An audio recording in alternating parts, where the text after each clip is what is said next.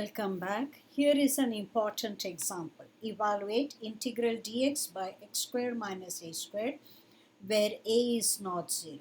Notice x squared minus a squared can be factored x plus a, x minus a. These are distinct factors, linear factors. Therefore, we may write 1 over x squared minus a squared as a constant over x minus a plus another constant over x plus a.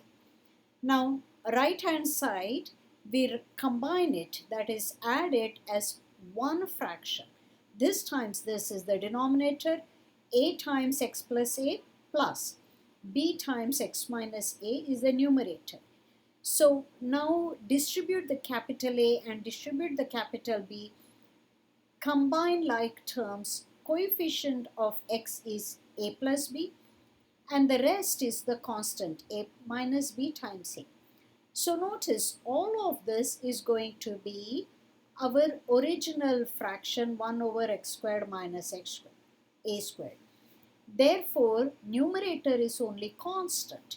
That is, the coefficient of x term a plus b has to be 0 and the rest of it has to be 1.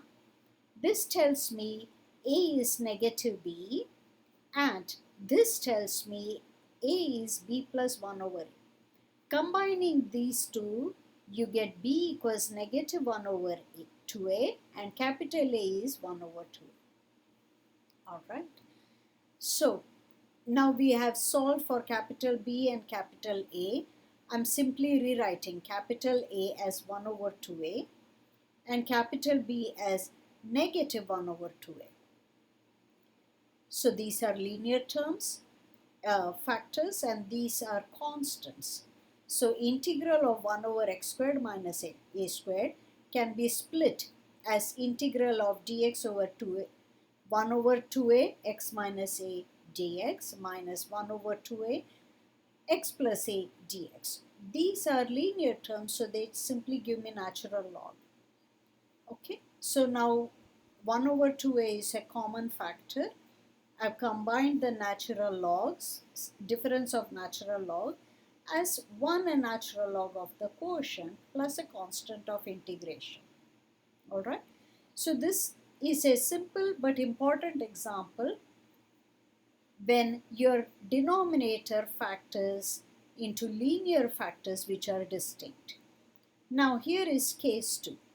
Your denominator is a product of linear factors, some of which are repeated. For example, if qx has a factor, a linear factor to the rth power, then instead of just one constant a for your factor ax plus b, we need r constants a1 through ar, one for each power. You see, a1 over ax plus b plus a2 over ax plus b squared and so on until the highest power, that is a factor.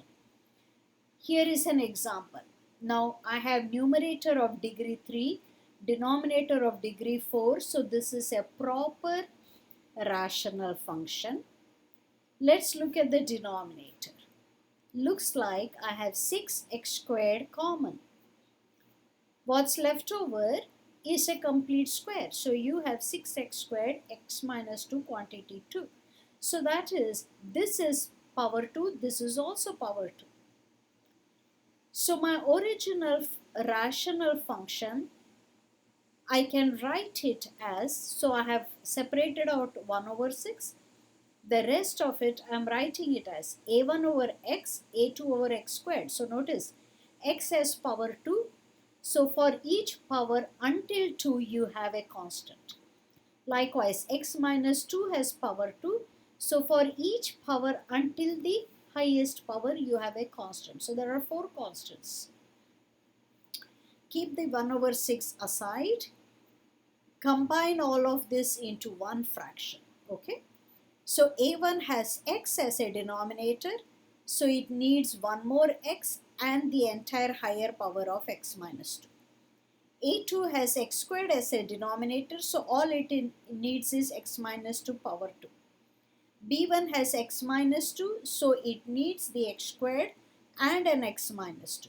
b2 has x minus 2 power 2. So b2 needs x squared. So you see, I'm assuming that my calculations are correct.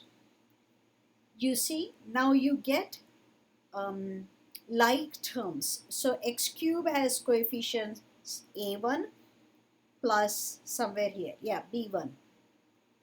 X squared has coefficient negative 4a1 plus a2 minus 2b1 plus b2. X has coefficient 4a1 minus 4a2 and constant term 4a2. All of this, so I have kept 1 over 6 aside.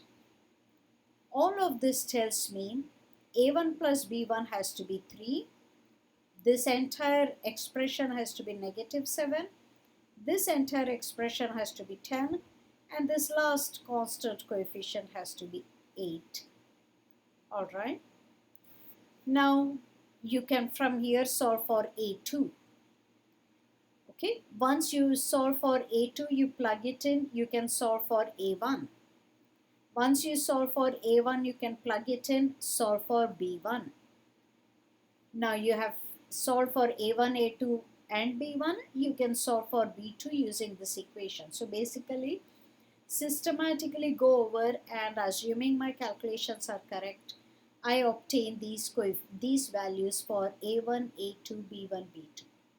So wherever I see a1, yes, I'm going to place 9 over 2.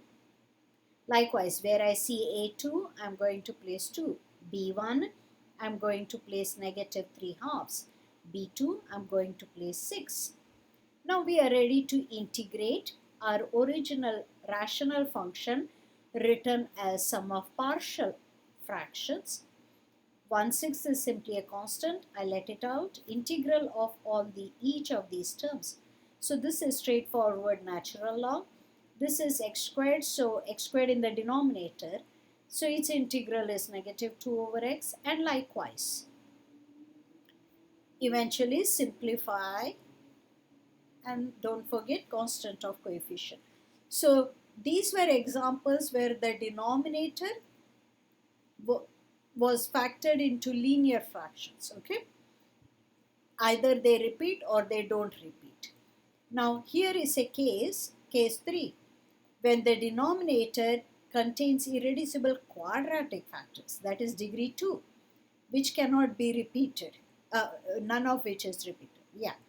So for example, here is an example. So this is a proper degree 5 above degree 6. So this is a proper rational function. Let me look at the denominator. When I factor it, x squared plus 5x squared, x to the power 4 plus 5x squared plus 8 factors further. X squared plus 1, x squared plus 4. So this should be a 4.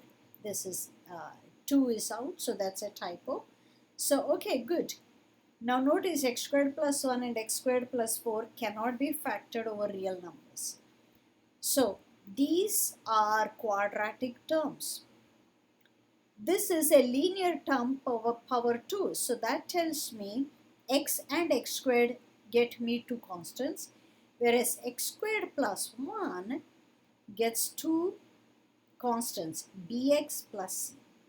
X squared plus 4 gets 2 constants, ex plus f. So you see this is quadratic, so numerator should be linear. That gives me 2 constants over there. Now all I'm going to do is write this in terms of this,